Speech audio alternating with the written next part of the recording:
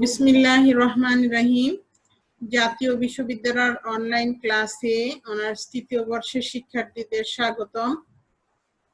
আমরা plant biochemistry থেকে class নিচ্ছিলাম। এই ক্লাসের অংশ হিসেবে আজকে 14 নম্বর লেকচারের শিরোনাম হচ্ছে ফেনোলিক যৌগ। তো আসো এই অধ্যায়ে আমাদের কি কি বিষয় আলোচনায় থাকবে। এক হলো ভূমিকা, ফেনলসের শ্রেণীবিন্যাস, ফেনলসের প্রকৃতি ও বিস্তার, সিকিমিক অ্যাসিড পথে ফেনোলিক যৌগসমূহের জৈব সংশ্লেষণ, ফেনলসের গুরুত্ব, ফ্লাভোনয়েড রসায়ন ও বিস্তার, ফ্লাভোনয়েডের গুরুত্ব, সায়ানোজেনিক গ্লাইকোসাইডস। এই বিষয়গুলো নিয়ে আমরা আজকে আলোচনা করব। তাহলে প্রথমে আসো ভূমিকা। ফেনলের সংজ্ঞাটা হলো ফেনোলিক যৌগের, দেখো ফেনল নিউক্লিয়াস ধারণকারী যৌগসমূহকে ফেনলস, ফেনোলিক্স অথবা ফেনোলিক যৌগ বলে। এটি একটি অ্যারোমেটিক যৌগ এবং সাদা দানাদার কঠিন পদার্থ এবং সহজে উদ্বায়ী। আচ্ছা, এইখানে দেখো ফেনল নিউক্লিয়াস ধারণকারী অর্থাৎ বেনজিন একটা বলয় আছে এবং এই বেনজিন বলয়ের সাথে হাইড্রক্সিল মূলক যখন থাকে তখন সেটাকে বলে ফেনল। তাহলে এই যে বেনজিন বলয়, এই বলয়টাকে বলা হয় নিউক্লিয়াস। ঠিক আছে, এই নিউক্লিয়াস। তাহলে আবার যেহেতু 6 কার্বন বিশিষ্ট একটি বেনজিন বলয় আছে, সুতরাং এই যৌগটাকে বলা হয় অ্যারোমেটিক যৌগ। অ্যারোমেটিক যৌগ, সাদা দানাদার কঠিন পদার্থ, সহজে উদ্বায়ী। উদ্বায়ী মানে কি? উদ্বায়ী হলো বায়ুমণ্ডলে খোলা জায়গায় রেখে দিলে সহজেই বাতাসে মিলে যায়। আচ্ছা, এক বা একাধিক ফেনোলিক রেসিডিউ যুক্ত পরস্পর হাজার হাজার যৌগ উদ্ভিদ সৃষ্টি করে। অর্থাৎ এই ফেনোলিক যে যৌগগুলো, ফেনোলিক যে অংশটা আছে, অর্থাৎ এই যে ফেনলসের অংশটা আছে, এই অংশটা পরস্পরের সাথে যুক্ত হয়ে মানে অনেক অসংখ্য সংখ্যায় যুক্ত হয়ে তারপরে এক একটা যৌগ উদ্ভিদ সৃষ্টি করতে পারে। তারপরে সকল শ্রেণীর উদ্ভিদে এদেরকে পাওয়া যায়, অর্থাৎ নিম্ন শ্রেণীর উদ্ভিদ থেকে উচ্চ শ্রেণীর উদ্ভিদ, সকল শ্রেণীর উদ্ভিদে এই ফেনোলিক যৌগ সমূহকে পাওয়া যায়। উদাহরণ হলো কি ক্যাটেকল, ক্যাফেইক অ্যাসিড, লিগনিনস, তারপর ফ্লাভিনয়েডস আর হলো টেনিনস। এই ক্যাটেকল আর ক্যাফেইক অ্যাসিড সম্পর্কে আমরা অত পরিচিত না, কিন্তু লিগনিন, তারপরে টেনিন, রেজিন, এই তিনটে খুবই পরিচিত, এবং ফ্লাভিনয়েডস। এই তিনটার মধ্যে টেনিন, লিগনিন হলো কি কোষ প্রাচীরের অংশ, আর ফ্লাভিনয়েড হলো রঞ্জক পদার্থ। তো এইখানে দেখো একটা ফেনোলিক যৌগের নিউক্লিয়াসের সাথে একটা হাইড্রক্সিল মূলক আছে, যেটাকে বলা হয় ফেনল। একটা যদি থাকে তাহলে বলে ফেনল। হলো কি মনোহাইড্রিক, অর্থাৎ একটা মনোহাইড্রক্সিল মূলক আছে। তারপর হলো ক্যাটেকল। ক্যাটেকল কি? ক্যাটেকল হলো দুইটা হাইড্রক্সিল মূলক থাকবে একটা বেনজিন বলয়ের সাথে, যাকে বলা হবে ডাইহাইড্রিক। তারপরে হলো পাইরোগ্যালোট। পাইরোগ্যালোট হলো তিনটা যখন হাইড্রক্সিল মূলক থাকবে তখন বলা হবে ট্রাইহাইড্রিক। এই গেল আমাদের ফেনোলিক যৌগ। এখন আসো ফেনোলিক যৌগের শ্রেণীবিন্যাস। শ্রেণীবিন্যাসের ক্ষেত্রে দেখা যায় কার্বন সংখ্যা, কার্বন কঙ্কাল এবং রাসায়নিক গঠনের উপর ভিত্তি করে ফেনলসকে বিভক্ত করা হয়। সেই বিভক্তের বিষয়টা এখানে দেয়া আছে। যেমন প্রথম যে সবচেয়ে সরল ফেনলস যেটা আছে সেটা কার্বন সংখ্যা, এখানে লেখা আছে কার্বন সংখ্যা থাকবে কয়টা? 6টা। তারপরে দেখো 7 নম্বর কার্বন সংখ্যা যেটা 7, সেইটাই কি হবে? সেইটাই হবে 6 কার্বন বিশিষ্ট একটা বেনজিন বলয় থাকবে, সাথে 1 কার্বন অর্থাৎ মিথাইল মূলক থাকবে একটা। হ্যাঁ, একটা মিথাইল মূলক থাকবে। যদি আমরা আগের স্লাইডে দেখি, যেমন এই একটা যৌগ আছে ফেনল, এর সাথে যদি একটা মিথাইল মূলক থাকে তখন যে যৌগটা হবে সেই যৌগটাকে এখানে এভাবে দেখানো হয়েছে। ঠিক আছে, ফেনোলিক অ্যাসিড।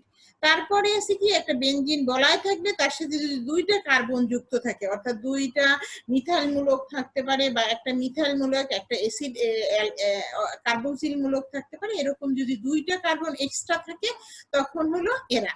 তো এরকম করে আসলে কার্বন সংখ্যা আস্তে আস্তে বৃদ্ধি করা হয়েছে। আবার দেখো এই যে 13 কার্বন বিশিষ্ট যে ফেনোলিক যৌগটা আছে তার কি হবে, তার হবে 2টা থাকবে বেনজিন বলয়, সাথে 2টা কার্বন থাকবে, ঠিক আছে। 2টা, এই দেখো C6, এই একটা C6, তাহলে 2টা থাকবে কি বেনজিন বলয়, আর সাথে একটা কার্বন এর যে কোনো মিথাইল মূলক, ইথাইল মূলক ইত্যাদি থাকতে পারে। হ্যাঁ, যেমন জ্যান্থোস। তারপরে দেখো এই যে 14 কার্বন বিশিষ্ট তাদের কি হবে, 2টা বেনজিন বলয় থাকবে, এই যে বেনজিন বলয় মাঝখানে, বলয় 2টার মাঝখানে 2টা কার্বন থাকবে, এইখানে মাঝখানে একটা কার্বন থাকবে। আবার দেখো এইখানে 2টা বলয় থাকবে, এই বলয় মাঝখানে গিয়ে 3টা কার্বন থাকবে। এভাবেই আসলে শ্রেণীবিন্যাস করা হয়, এর চেয়ে আর আলাদা কোনো উপায় নাই। তারপরে দেখো এই যে ইন দিয়ে যে মানে অসংখ্য থাকবে, কার্বন সংখ্যা থাকবে, আছে কি লিগনিনস। এই লিগনিনস এর ক্ষেত্রে দেখো কি লেখা আছে এখানে, C6H3 আছে, ঠিক আছে।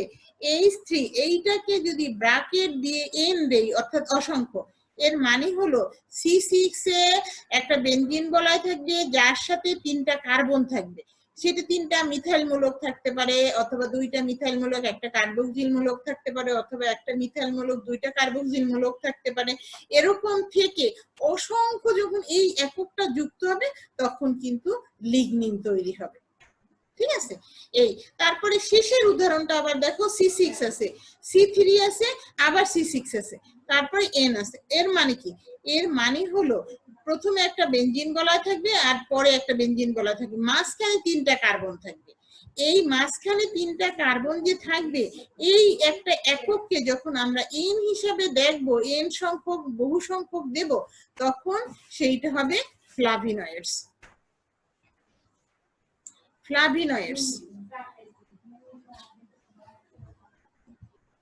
তারপরে আসো ফেনলসের প্রকৃতি ও বিস্তার। ফেনলসের প্রকৃতিটা কি, কোন প্রকৃতির পদার্থ? এরা তরল হতে পারে অথবা কম গলনাঙ্ক যুক্ত কঠিন পদার্থ হতে পারে, অর্থাৎ কম তাপেই সে গলে যাবে। জটিল ফেনলস পানিতে অদ্রবণীয়, কিন্তু সরল যে ফেনলস গুলো আছে যেটা পানিতে দ্রবণীয়। তারপরে এরা বর্ণহীন কিন্তু বর্ণ সৃষ্টিতে সহায়তা করে, নিজেরা বর্ণহীন কিন্তু বর্ণ তৈরি করতে পারে। যেমন ফ্লাভিনয়েডস এর কথা বলছি, আমরা আলোচনা করব, সেখানে দেখব যে ও নিজে বর্ণহীন কিন্তু অন্যকে রঙিন করে, যেমন ফুল, পাপড়ি, ফল ইত্যাদি অংশকে রঙিন করে।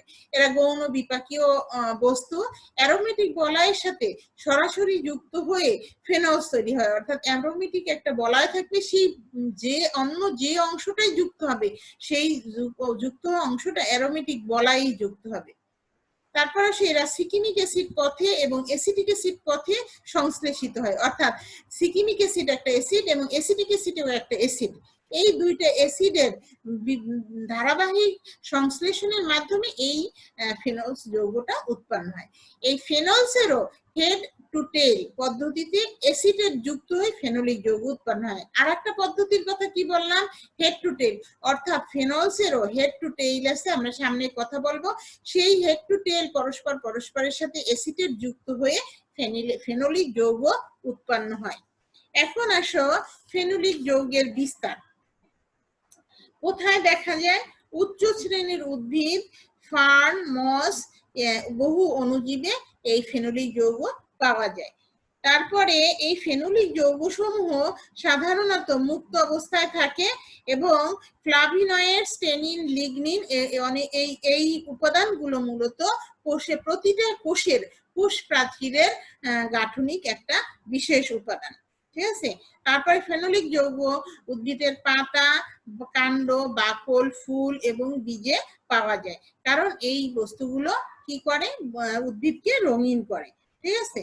তারপরে আসো লিগনিন, কিছু লিগনিন উদ্ভিদের বাকলেও থাকতে পারে, অর্থাৎ উদ্ভিদের সকল অংশে যেহেতু কোষ প্রাচীরে থাকে, সুতরাং সকল অংশেই কম বেশি ফেনলস বিদ্যমান। আচ্ছা, এই হলো আমাদের ফেনলের প্রকৃতি ও বিস্তার। তারপরে আসো সিকিমিক অ্যাসিড পথে ফেনোলিক যৌগ সমূহের জৈব সংশ্লেষণ। এইখানে খুব বেশি কিছু নেই, তোমরা হয়তো বা এই যে চিত্রটা দেখে ভয় পেয়ে যেতে পারো, ভয় পাওয়ার কিছুই নাই, খুব সহজ করে তুলে ধরছি এবং তোমাদের বইতেও আছে, ঠিক আছে, তোমাদের বইতেও আছে, তোমাদের বইটাও তোমরা শিখতে পারবা, আবার এইটাও দেখতে পারবা। এখন আসো একটা সিকিমিক অ্যাসিড দেখে আসে। এই একটা সিকিমিক অ্যাসিড। এখন ফেনল নিউক্লিয়াস ধারণকারী ফেনোলিক যৌগসমূহ এই ফিনোলিক মানে সিকিমিক অ্যাসিড থেকে উৎপন্ন হয়, অর্থাৎ সিকিমিক অ্যাসিড বিভিন্নভাবে জারণ বিজারণ বিক্রিয়ার মাধ্যমে সংশ্লেষিত হয়ে হয়ে এই যে দেখো এই একটা ফেনোলিক যৌগ, এই একটা ফেনোলিক যৌগ, এই একটা ফেনোলিক যৌগ উৎপন্ন হয়েছে। তো এই যে ফেনোলিক যৌগ উৎপন্ন হলো, এখন দেখি এই পথে প্রারম্ভিক যৌগটাই হলো কি সিকিমিক অ্যাসিড। সিকিমিক অ্যাসিড কতগুলো বিক্রিয়ার মাধ্যমে, এই যে কতগুলো বিক্রিয়া সম্পন্ন হয়েছে, এই বিক্রিয়ার মাধ্যমে প্রি ফেনোলিক অ্যাসিড উৎপন্ন হয়। প্রি ফেনোলিক, দেখো প্রি ফেনোলিক অ্যাসিড কতগুলো বিক্রিয়া, দেখো এই একটা এর আছে কি তিনটা সিকিমিক অ্যাসিডের তিনটা আছে হাইড্রোক্সিল মূলক আর একটা আছে অ্যাসিড মূলক, ঠিক আছে। এই অ্যাসিড মূলক পরবর্তীতে বিক্রিয়া করে এই যে ফসফরিক অ্যাসিড যুক্ত হবে, হ্যাঁ, ফসফরিক অ্যাসিড উৎপন্ন হবে, যুক্ত হবে কোথায়, 3 নাম্বার কার্বনে। 3 নাম্বার কার্বন কোথায়, এই যে অ্যাসিড মূলকের পরে 1 2 3, অথবা এদিক দিয়েও যদি তুমি চিন্তা করো 1 2 3, এই 3 নাম্বার কার্বনে গিয়ে একটা ফসফরিক অ্যাসিড মূলক যুক্ত হবে। ফসফেটিক অ্যাসিড মূলক যুক্ত হয়ে দেখো সিকিমিক অ্যাসিড 3 ফসফেট, এই সিকিমিক অ্যাসিড 3 ফসফেট আবার দেখো এই একটা রাসায়নিক পদার্থ আছে এর সাথে যুক্ত হয়ে কোসিমিক অ্যাসিড কোরিসমিক অ্যাসিড উৎপন্ন হবে। এই কোরিসমিক অ্যাসিড থেকে আবার বিভিন্নভাবে রূপান্তরিত হয়ে হয়ে এই একটা ফেনোলিক যৌগ হবে। আর এইদিকে দেখো ও আবার প্রিফেনোলিক অ্যাসিড যুক্ত উৎপন্ন হয়, প্রিফেনোলিক অ্যাসিড। সেই প্রিফেনোলিক অ্যাসিডটাই আবার দুইটা ধারায় গিয়ে এই যৌগটা দুইটা ফেনোলিক যৌগ উৎপন্ন করে। তাহলে কি বলছি যে এরপর কিছু বিক্রিয়ার মাধ্যমে একদিকে aromatic amino acid phenyl alanine এবং অন্য পথে টাইরোসিন উৎপন্ন হয়। এই যে দেখো দুইটা ধারা হয়েছে প্রিফেনোলিক অ্যাসিড, প্রিফেনোলিক অ্যাসিড দিয়ে এইখান দিয়ে যেতে সে কি হলো, সে অ্যারোমেটিক একটা অ্যামাইনো অ্যাসিড যে ফিনাইল অ্যালানিন, আমরা জানি অ্যারোমেটিক অ্যামাইনো অ্যাসিডের নাম কি ফিনাইল অ্যালানিন, আর আরেকটা পথে টাইরোসিন হয়েছে, এই যে এই অঞ্চলটা থেকে টাইরোসিন হয়েছে। দেখো ফেনোলিক প্রিফেনোলিক অ্যাসিডটা এইখানে এইটার মধ্যে পার্থক্য হলো একটা হাইড্রোক্সিল মূলক আছে বিটা অবস্থানে, কিন্তু এর কোনো হাইড্রোক্সিল মূলক নাই, এই হলো পার্থক্য। তারপরে গিয়ে পরিবর্তন হয়ে দুইটা যৌগে উৎপন্ন হয়েছে। তো এই হলো আমাদের সিকিমিক অ্যাসিড থেকে ফেনোলিক যৌগসমূহের সংশ্লেষণের পদ্ধতি। তো তোমরা যদি তোমাদের সুবিধা হলো কি বইতে কিছু সংকেত দিয়ে অল্প কিছু সংকেত দিয়ে পরে এই সংকেতগুলো তারা দেয় নাই, শুধু বাংলা নাম লিখে দিছে, ঠিক আছে। আমি এইখানে সাংকেতিক ভাবে দিয়েছি যাতে তোমাদের বিশেষভাবে ভালো মনে থাকে। এটা কিন্তু যদি লক্ষ্য করি আমরা খুব কিছু পার্থক্য নাই, দেখো এটার মধ্যে পার্থক্য কি, এখানে একটা কীটমূলক আছে, সেই কীটমূলকের জায়গায় একটা হাইড্রোজেন আসছে আর একটা অ্যামিনোমূলক আসছে, হ্যাঁ, এইখানেও সেই অবস্থা, কীটমূলক ছিল এখানে একটা হাইড্রোজেন আর একটা NH2 মূলক আসছে। এরকম পরিবর্তনগুলো আপাত দৃষ্টিতে ছকটা দেখলে তোমাদের কাছে খুবই কঠিন মনে হবে, কিন্তু তোমরা যদি নিজেরা বই খাতা নিয়ে শুরু করো, তাহলে একটু প্র্যাকটিস করো, তাহলে দেখবা চক্রটা খুবই সহজ। পরীক্ষায় মাঝে মাঝে এই চ্যাপ্টার থেকে প্রশ্ন আসে, খুব বেশি আসে না, তবে আসে, এবং যারা ভালো উত্তর করতে পারবা তারা কিন্তু ভালো নাম্বার এখান থেকে পাবা। আচ্ছা, তারপরে দেখি আমরা ফিনলসের গুরুত্ব। ফিনলসের গুরুত্ব হলো কি, এরা মূলত গৌণ বিপাকীয় বস্তু হিসেবে উৎপন্ন হয়, অর্থাৎ বিভিন্ন পদার্থ সংশ্লেষণ হতে হতে শেষ যৌগ হিসেবে এই ফিনলস উৎপন্ন হয়। ফিনলসের প্রধান কাজ কি, প্রধান কাজ হলো এরা উদ্ভিদের ফুল এবং ফলে বর্ণ সৃষ্টি করে। সৃষ্টি করে পরাগায়ন এবং বীজের বিস্তার লাভ ঘটায়। তারপরে পরিবেশীয় পীড়ন, স্ট্রেস, মানে কি পরিবেশের যে বিভিন্ন ধরনের প্রতিকূলতা আছে এই প্রতিকূলতা রক্ষায় ফেনোলিক অ্যাসিড খুবই গুরুত্বপূর্ণ ভূমিকা পালন করে। তারপর উদ্ভিদের কাঠিন্যতা প্রদান করে। কাঠিন্যতা বলতে উদ্ভিদের কোষ প্রাচীর যেহেতু লিগনিন টেনিন দ্বারা গঠিত, এই লিগনিন টেনিন কোষ প্রাচীরের মজবুতি দান করে, দৃঢ়তা দান করে এবং কোষ প্রাচীরের কারণে উদ্ভিদটা শক্ত হয়ে থাকে। তারপরে আরেকটা তথ্য আছে, সেটা হলো আল্ট্রাভায়োলেট রে শোষণ করার ক্ষমতা এই ফেনোলিক যৌগের আছে। তো এই ফেনোলিক যৌগ কি করে, আল্ট্রাভায়োলেট রে শোষণ করে, যার জন্য উদ্ভিদের কোনো ধরনের ক্ষতি হতে দেয় না এবং উদ্ভিদের অভ্যন্তরে যে ডিএনএ আরএনএ আছে এখানে কোনো ধরনের মিউটেশন ইত্যাদি ইত্যাদি যে বিষয়গুলো আছে সেই বিষয়গুলো থেকে ফেনল উদ্ভিদকে রক্ষা করে। ঠিক আছে, তারপরে আসো ফেনোলিক যৌগ প্রধান আরেকটা কাজ হলো এরা বিপাকীয় সহায়তা প্রদান করে। তারপর ফেনোলিক যৌগ, কিছু কিছু ফেনোলিক যৌগ আছে কীটপতঙ্গে এবং তৃণভোজী প্রাণীর প্রতি তারা খুবই প্রতিরোধী, অর্থাৎ এই যৌগগুলো থাকার কারণে কীটপতঙ্গ এবং তৃণভোজী যে প্রাণীগুলো আছে এরা উদ্ভিদকে খায় না বা নষ্ট করে না। তারপরে আসো বহু ফেনোলিক যৌগ উদ্ভিদ রোগ প্রতিরোধী, অর্থাৎ উদ্ভিদ রোগ প্রতিরোধে ফেনস খুবই গুরুত্বপূর্ণ ভূমিকা পালন করে। এই ফেনোলে ক্লোরোজেনিক অ্যাসিড, তার ক্যাটেকল, অর্থো ডাইফেনল, ক্যাফেইক অ্যাসিড ইত্যাদি হলো কতগুলো ফেনলস, যে ফেনলস গুলো উদ্ভিদের রোগ প্রতিরোধ ক্ষমতা বৃদ্ধি করে। আচ্ছা, তারপরে আসো এই ফেনলসেরই একটা গ্রুপ হলো ফ্লাভিনয়েড। এই ফ্লাভিনয়েড কি জিনিস, ফ্লাভিনয়েডের রসায়ন এবং এর বিস্তার। রসায়ন মানে প্রকৃতি, কোন প্রকৃতির পদার্থ। তো ফ্লাভিনয়েডস হলো ফেনলসেরই একটা উদাহরণ। এখানে আলাদাভাবে ফ্লাভিনয়েডস এর উদ্ভিদ দেহে যেহেতু গুরুত্বপূর্ণ ভূমিকা আছে এই জন্য ফ্লাভিনয়েডস সম্পর্কে আমাদের কিছু জানতে হবে। ফ্লাভিনয়েড হচ্ছে পলিহাইড্রক্সি পলিফেনল যৌগ। পলিহাইড্রক্সিল অর্থাৎ ফেনলের মধ্যে বেশি হাইড্রক্সিল মূলক থাকবে। আবার বলছে কি ফেনল অর্থাৎ একাধিক বেনজিন বলয় থাকবে। হ্যাঁ, তারপরে আসো এরা গৌণ বিপাকীয় বস্তু, এরা প্রায় সমস্ত গুপ্তবীজী উদ্ভিদে অবস্থান করে। 4000-এরও বেশি প্রাকৃতিক ফ্লাভিনয়েড শনাক্ত করা গেছে।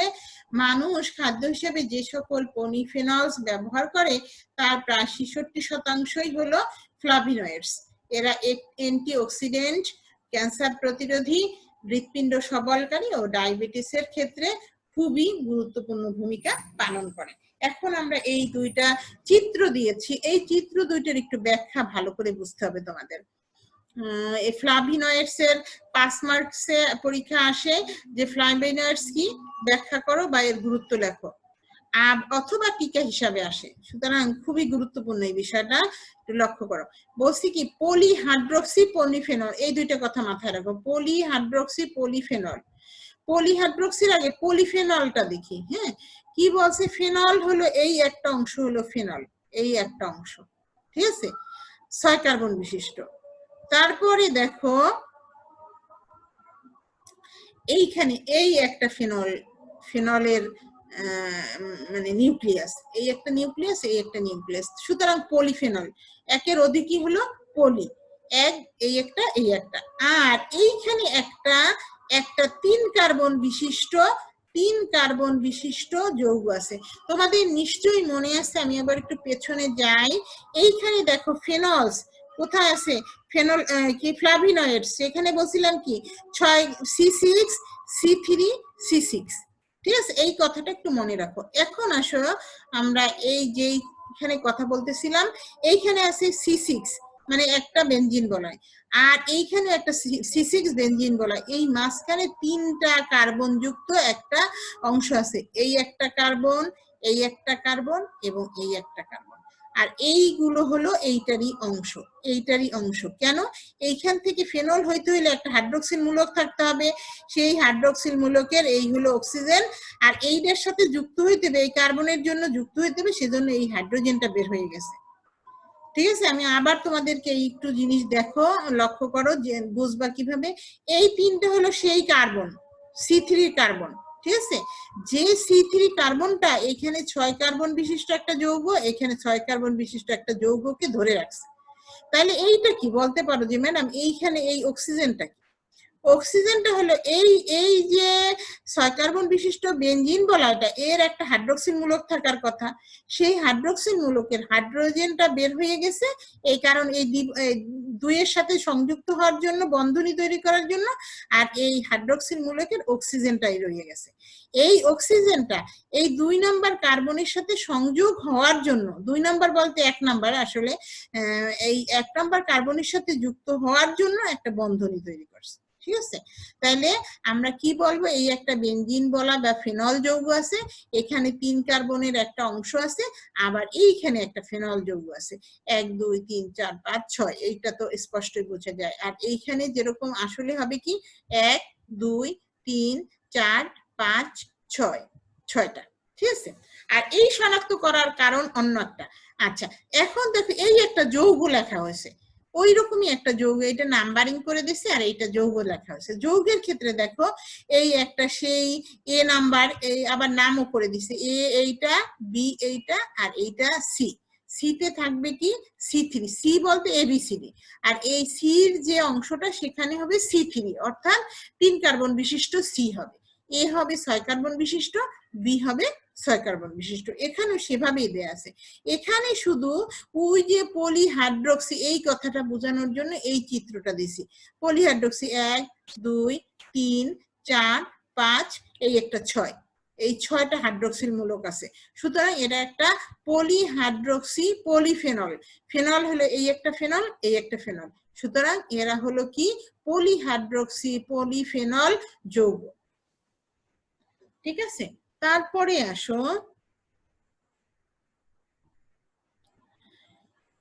এই হলো আমাদের ফ্লাভিনয়েড সম্পর্কে সাধারণ একটা ধারণা। তারপরে আসো যে ফ্লাভিনয়েডস এর রসায়ন এবং ফ্লাভিনয়েডস এর গুরুত্ব। এই রসায়নটা আবার একটু দেখে নি। হ্যাঁ, রসায়নটা যতটুকু বোঝানো হয়েছে, তারপরে দেখি কি বলছে ইয়েতে। ফ্লাভিনয়েডস 15 কার্বন ফেনোলিক যৌগ যাতে 3টি বলয় থাকে। 15 কার্বন ফেনোলিক যৌগ, এই 6 6 12, এখানে 6টা, এখানে 6টা, আর এই 3টা, এই 15টা। 15 কার্বন বিশিষ্ট যে যৌগটা হবে, যাদের মধ্যে একাধিক পলিফেনল থাকবে, তাদেরকে বলা হবে ফ্লাভিনয়েড। 3টি বলয় আছে, A B C. A O B দুইটা হলো বেনজিন বলয়। হ্যাঁ, এ আর বি দুইটা হলো কি বেনজিন বলয় বা ফেনল বলয়। আর মাঝখানে অনিয়ত, এইটা হলো কিন্তু খালিস, খোলা থাকার, খোলা রাখলেও রাখা যায় খোলা।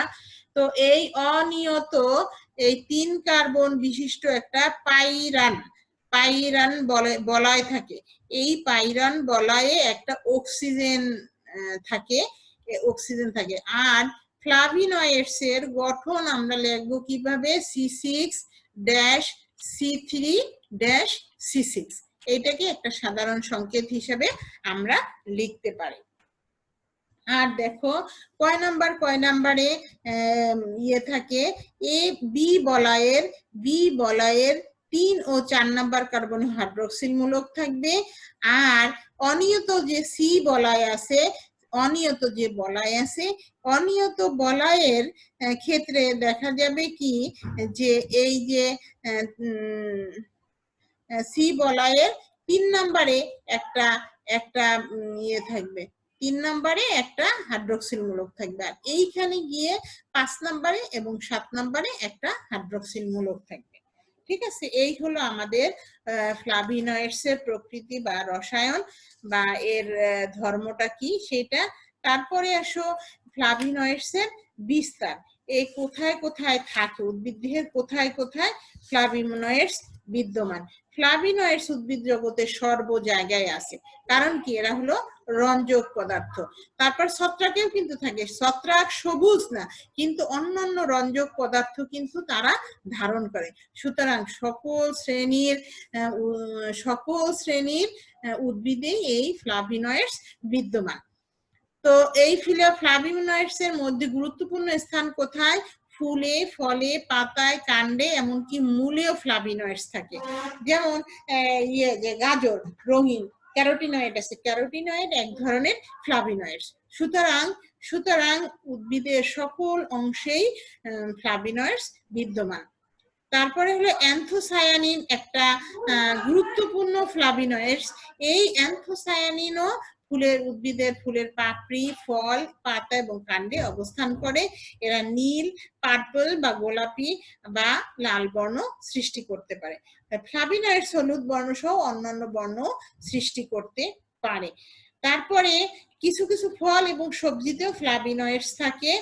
এই যেমন পেঁয়াজ রঙিন হয়, হ্যাঁ পেঁয়াজটা রঙিন না, এটা একটা এখানেও থাকে। আপেল আছে, তারপরে কমলা আছে, কলা আছে, নাশপাতি, অর্থাৎ রঙিন যে ফলগুলো আছে এই ফলগুলো মূলত ফ্লাভিনোয়েডস এর জন্য রঙিন হয়ে থাকে।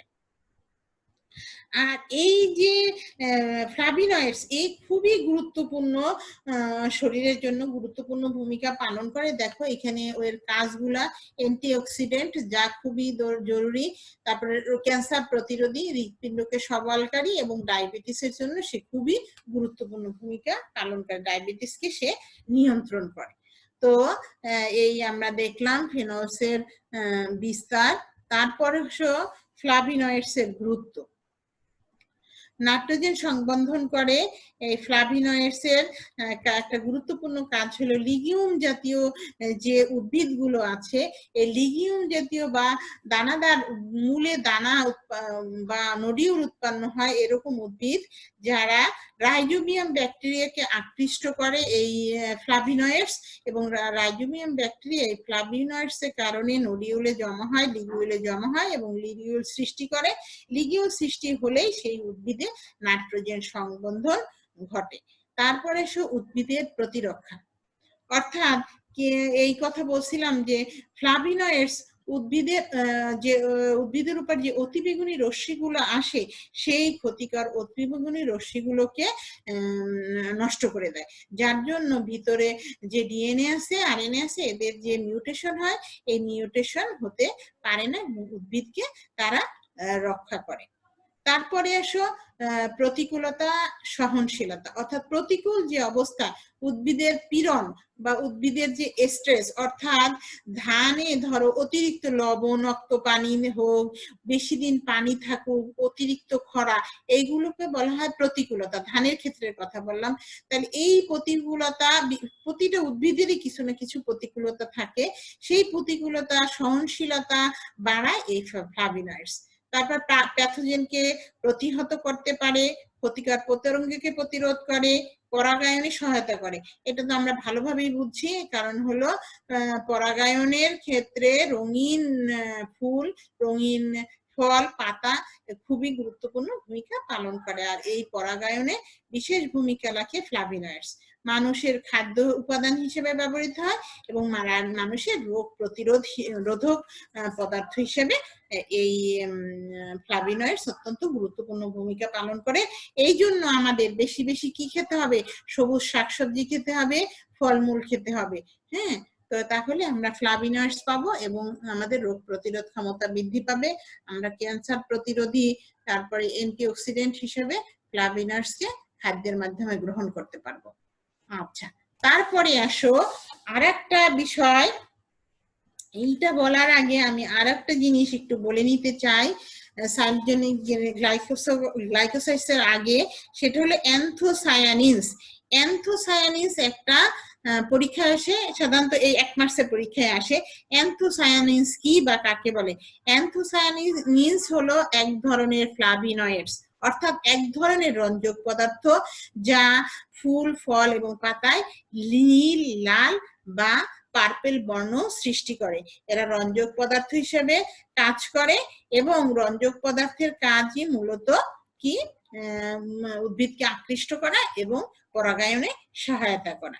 এতটুকুই অ্যান্থোসায়ানিন সম্পর্কে জানলে হবে, যে অ্যান্থোসায়ানিন হলো একটা ফ্লাভিনোয়েড দ্রব্য, এরা রঞ্জক পদার্থ, এরা কি কি কাজ করে একটু।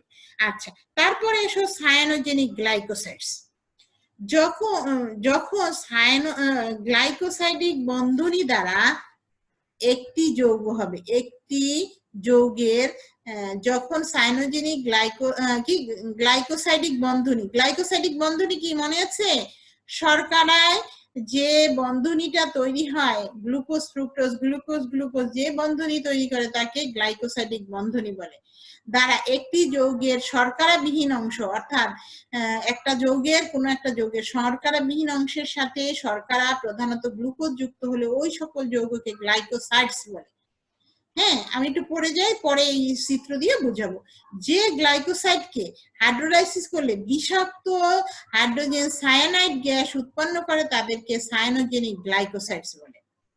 এরা নাইট্রোজেন যুক্ত গৌণ বিপাকীয় বস্তু। এ পর্যন্ত 60 রকমের উদ্ভিদে 60 রকমের সায়ানোজেনিক গ্লাইকোসাইড শনাক্ত করা হয়েছে। আচ্ছা, তাহলে বলো কি বসি হলো গ্লাইকোসাইডিক বন্ডের মাধ্যমে একটা যৌগর মধ্যে শর্করা অংশ আছে, অশর্করা অংশ আছে বা শর্করা বিহীন অংশ আছে। এই দুইটার মধ্যে যুক্ত করে যে যৌগটা উৎপন্ন হবে সেই যৌগটাকে বলা হবে গ্লাইকোসাইডস। আর যে সকল গ্লাইকোসাইডসকে আদ্র বিশ্লেষণ করলে বিষাক্ত হাইড্রোজেন সায়ানাইড গ্যাস উৎপন্ন হবে তাদেরকে বলা হবে সায়ানোজেনিক গ্লাইকোসাইডস। তাহলে সকল গ্লাইকোসাইড সায়ানোজেনিক গ্লাইকোসাইডস না, যে সকল পদার্থ বিষাক্ত হাইড্রোজেন সায়ানাইড উৎপন্ন করে তারাই সায়ানোজেনিক গ্লাইকোসাইডস। ঠিক আছে? আচ্ছা, এরা নাইট্রোজেন যুক্ত গৌণ বিপাকীয় বস্তু। যেহেতু সায়ানাইডের মধ্যে HCN নাইট্রোজেন আছে, সুতরাং এটা নাইট্রোজেন যুক্ত গৌণ বিপাকীয় বস্তু। আচ্ছা, এইখানে দেখো একটা কমন সংকেত দেয়া হয়েছে। আর এই একটা কার্বন থাকবে, কার্বনের এক হাতে থাকবে আর এক হাতে থাকবে R1, আর এক হাতে থাকবে একটা অক্সিজেন। এটা কিন্তু একটা অক্সিজেন, আর এইটা হলো সুগার। এই সুগারটা হবে বিটা সুগার, এইটা হবে বিটা সুগার। আর এইটা হলো সেই কার্বন এবং নাইট্রোজেনের একটা বন্ড, কার্বন এবং নাইট্রোজেনের একটা বন্ড। তাহলে আর অংশে কি থাকবে? আর অংশে থাকবে একটা এলিফেটিক মূলক অথবা অ্যারোমেটিক গ্রুপ। আর অংশে থাকবে একটা এলিফেটিক মানে CH3 হতে পারে, H হতে পারে। আমরা এলিফেটিক আর অ্যারোমেটিক গ্রুপ সম্পর্কে জানি। তারপরে 2 এই আর 1 এ থাকবে গিয়ে একটা হাইড্রোজেন বা অন্য কোন গ্রুপ। আর বিটা সুগার হলো কি? বিটা সুগার প্রধানত বিটা ডি গ্লুকোজ বা অন্য কোন শর্করা, আর এই CN অংশটা কমন। তাহলে আর গুরুত্বপূর্ণ যে আরেকটা কথা হলো বিটা গ্লুকোজ থাকবে বা অন্য কোনো শর্করা, অবশ্যই তা হবে কি বিটা অবস্থানে। এই গ্লুকোজটা হবে বিটা, অথবা অন্য কোনো শর্করা থাকলে তাও বিটা হিসেবে থাকবে, আলফা হিসেবে এখানে কোনো যৌগ যুক্ত হবে না। এই সায়ানোজেনিক গ্লাইকোসাইডসটা তোমাদের জন্য খুবই গুরুত্বপূর্ণ। আচ্ছা, এখন এইখানে দেখো, এটাও ভয় পাওয়ার কিছু নাই, জাস্ট তোমাদের বোঝানোর জন্য। এইখান থেকে আগে শুরু করবা কি করবা হলো, দেখো এই একটা কার্বন আছে, এই যেই কার্বনটা আমরা ওইখানে দেখাইছি সেই একটা কার্বন আছে, এর এক হাতে আছে CN, ওই যে ওইখানে CN ছিল। আর এক হাতে থাকবে কি মিথাইল মূলক, আর এক হাতে ছিল মিথাইল মূলক, দুইটাই মিথাইল মূলক থাকতে পারে। আর এই হাতে গিয়ে একটা অক্সিজেন ছিল, আর বলছিলাম কি অক্সিজেনের সাথে বিটা সুগার থাকবে। এই বিটা সুগারের মধ্যে দেখো একটা গ্লুকোজ আছে, সেই গ্লুকোজটার এই অক্সিজেনটা পরের কার্বনটা হলো আলফা কার্বন। এই আলফা কার্বনে দেখো হাইড্রোক্সিল মূলকটা উপরে আছে, হাইড্রোজেন মূলকটা নিচে আছে, সুতরাং এটা হলো বিটা গ্লুকোজ। তাহলে দেখো এই হলো আমাদের বুঝার সুবিধার্থে। এই ছবিটা এরকমই, দেখো এইখানে একটা বেনজিন বলয় আছে, এটা একটা মিথাইল মূলক আছে, এটা সায়ানিন মূলক আছে, আর এই যে একটা কার্বন আছে, এই কার্বনের সাথে এই একটা বিটা গ্লুকোজ আছে।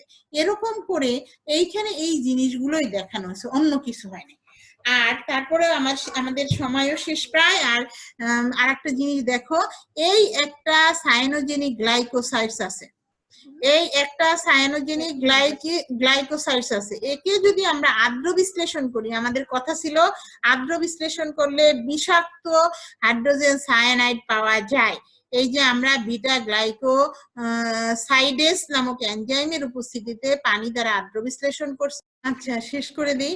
তারপরে দেখো এই বিটা বিটা গ্লুকোসাইডেজ এনজাইমের উপস্থিতিতে এই একটা আছে কি, একটা সাইনোজেনিক গ্লাইকোসাইডস আছে, যেই গ্লাইকোসাইডসটাকে আদ্র বিশ্লেষণ করলে আমি যে জিনিসটা দেখাতে চাই সেটা হলো এই যে আমি বলছিলাম বিষাক্ত হাইড্রোজেন সায়ানাইড উৎপন্ন হবে, আর এই একটা ফেনোলিক যৌগ হয়ে গেছে, আর এই একটা গ্লুকোজ উৎপন্ন হয়েছে।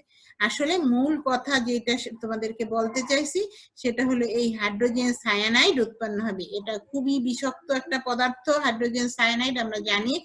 এই যৌগ যদি আমরা কোনো উদ্ভিদ মাধ্যমে গ্রহণ করে কোনো প্রাণী, গরু ছাগল অথবা মানুষ, তাহলে এই হাইড্রোজেন সায়ানাইডের পরিমাণ যদি বেশি হয় তাহলে সে রোগাক্রান্ত হবে, মারা যাবে। আর যদি অল্প পরিমাণ হয় তাহলে বিভিন্ন এনজাইমের মাধ্যমে, এনজাইমের ক্রিয়ার কারণে এই হাইড্রোজেন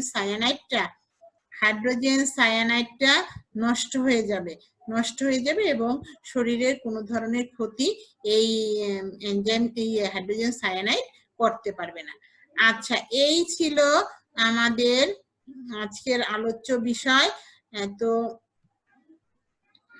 আর ধন্যবাদ তোমাদের সবাইকে। এই হলো